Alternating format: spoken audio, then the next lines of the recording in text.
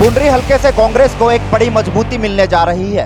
पुंडरी हलके के कद्दावर नेता और 2005 में कांग्रेस व 2009 में इनेलो से उम्मीदवार रहे एक बार फिर अपने पुराने परिवार में शामिल होने जा रहे हैं। बता दें कि कैथल के गांव फरल में पूर्व संसदीय सचिव सुल्तान जोडोला द्वारा हाथ से हाथ जोड़ो कार्यक्रम का आयोजन किया गया था, जिसमें मुख्य अतिथि के तौर पर कांग्रेस के युवा नेता दीपेंद्र हुड्डा शामिल हुए थे। इस कार्यक्रम में हजारों लोगों ने शिरकत की थी। वहीं मंच पर पुंडरी हलके के वरिष्ठ नेता सज्जन सिंह ढूल भी नजर आए और दीपेंद्र हुड्डा के साथ मंच साझा किया। लेकिन अभी सिर्फ संकेत दिए हैं कि वो कांग्रेस में जा सकते हैं, लेकिन अभी विधिवत तरीके से कांग्रेस ज्वाइन नहीं की है। लेकिन बता दें कि सज्जन सिंह ढूल ने 2005 में कांग्रेस की टिकट पर लगभग 27,000 वोट हासिल किए थे। वहीं 2009 में इनेलो की टिकट पर 23,000 वोट हासिल किए थे। अगर सज्जन सिंह ढूल कांग्रेस में आते हैं तो पुंडरी हलके से कांग्रेस को बड़ी मजबूती मिल सकती है। लेकिन वहीं जब सज्जन सिंह को बोलने का मौका मिला तो उनका लगभग 10 साल पुराना दर्द छलक पड़ा और दीपेंद्र हुड्डा के सामने अपना दर्द बयां कर दिया। अब देखना ही होगा कि सज्जन सिंह ढूल कब कांग्रेस में ज्वाइन करते हैं। लेकिन जब उनसे फोन पर बात की तो उन्होंने स्पष्ट कर दिया, अगर कांग्रेस टिकट देती है तो ठीक है, अन्यथा चुनाव तो वो पक्का लड़ेंगे। मैंने क्वालिफिकेशन भी पूरी कर ली, 2 बार हार कर मैं बेचारा हो गया। बनवास हुआ 18 साल का, 14 साल का हुआ, 18 साल का मेरा हो गया, 74 का मैं हो लिया। मेरी तरफ भी देखिए थोड़ा सा, मेरा भी वेटिंग लिस्ट में कई नंबर डाल ली हो। और हरियाणा की राजनीति में तेजी से उभरते हुए सितारे भी कहना गलत होगा, उभर तो चुके हैं कोई दीपेंद्र सिंह हुड्डा जी। मंच पे उपस्थित सभी मेरे आदरणीय नेतागण, सबका नाम लेने में समय खराब होगा, 2 मिनट मिले मेरे को। उपस्थित सभी आदरणीय भाइयों, मेरे प्यारे साथियों, आप सभी आदरणीय मेरे लिए इतनी बड़ी संख्या में आए, जो इस सुल्तान सिंह का हौसला बढ़ाया, आप सबका धन्यवाद करता हूँ। सबसे पहले बधाई देना चाहूंगा जो सुल्तान सिंह को पिछले 15-20 दिन से बड़ी मेहनत करके एक सफल रैली का आयोजन करा, बधाई के पात्र है। साथियों, मैं विधिवत रूप से अभी कांग्रेस में तो शामिल नहीं हुआ। जैसे जो दीपेंद्र सिंह हुड्डा आदेश करेंगे जल्दी निर्णय ले लेंगे, लेकिन इनका सम्मान और मेरे मित्र जो सुल्तान सिंह, इनके आदेश हुए थे कि आप भी आना है। और वही राजनीति में मैं भी हूं, जब हजारों लोगों का समूह मिलता हो तो लालच तो इंसान करता ही है।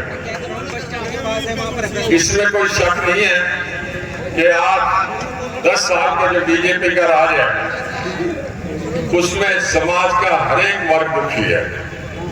चाहे कर्मचारी, किसान, मजदूर, व्यापारी, सब दुखी कर रखते हैं। बेरोजगारी यहाँ तक पहुंच गई, जो ऐसा मैं बताना चाहूंगा, पुंडरी हलके के कम से कम 15,000 बच्चे जो है ना विदेशों में गए हुए, अपना घर छोड़ के रोजगार की तलाश में मजबूरी में विदेशों में गए हुए हैं। कर्मचारी रोज सड़कों पे आते हैं अपनी मांगे मनवाने के लिए, उनको घिस के, उनको तंग करके सरकार उनकी मांगे मांगती है। साथियों, मैं भी किसान का बेटा हूँ, खेती देखता भी हूँ और मैं महसूस करता हूँ कि इस राज्य में सबसे ज्यादा दुखी है किसान।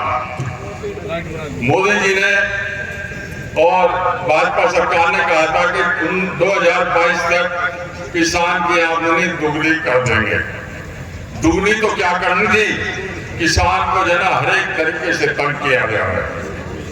ये ऑनलाइन सिस्टम ऐसा कर दिया है कि पहले तो पंजीकरण कराओ, और किसान को ऑनलाइन सिस्टम का क्या पता है, वो उनके सिस्टम चलते ही नहीं है, पंजीकरण के चक्कर में घूमते रहते हैं।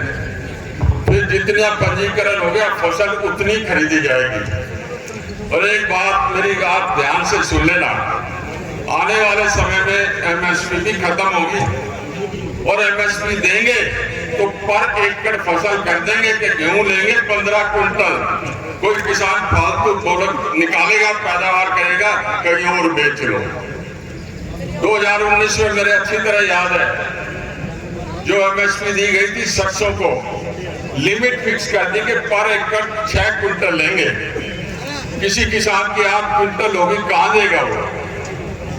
बाद में किसानों ने झगड़ा करा, फिर उसकी 8 क्विंटल लिमिट करी गई।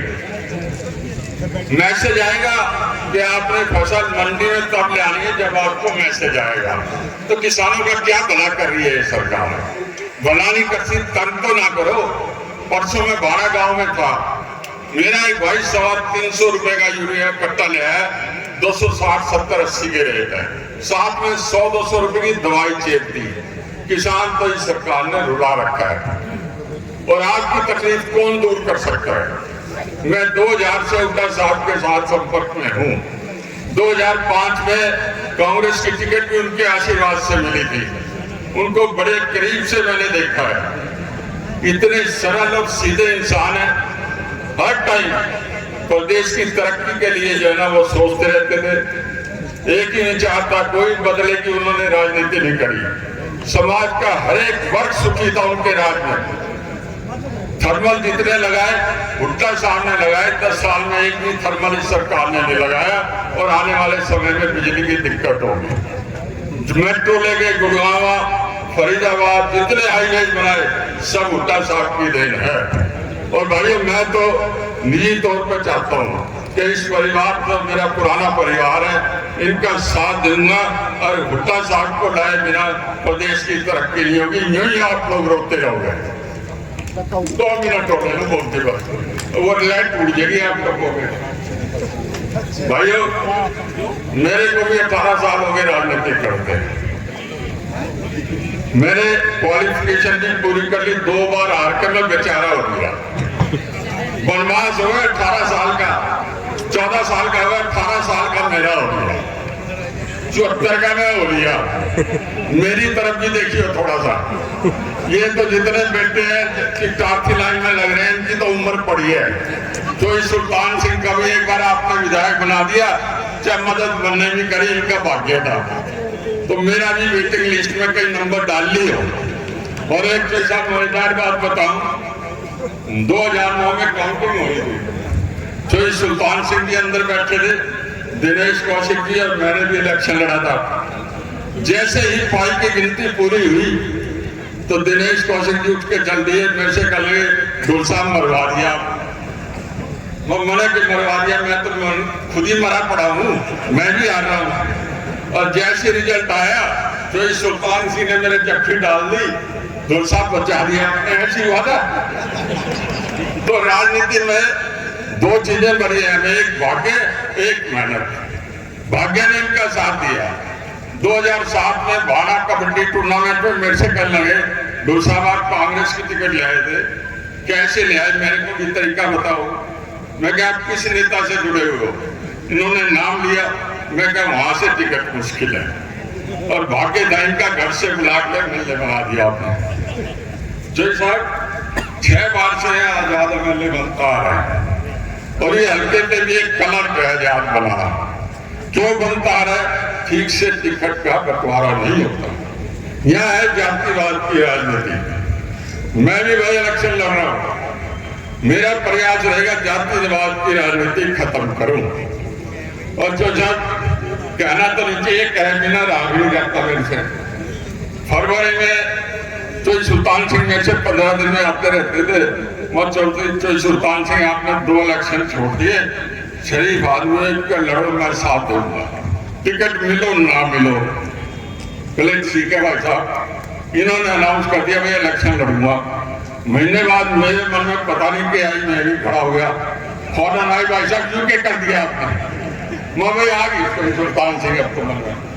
इनको मेरी हार्दिक शुभकामनाएं, परमात्मा सफल करे। और भाई कहीं वेटिंग लिस्ट में मेरा भी नंबर लिख लियो।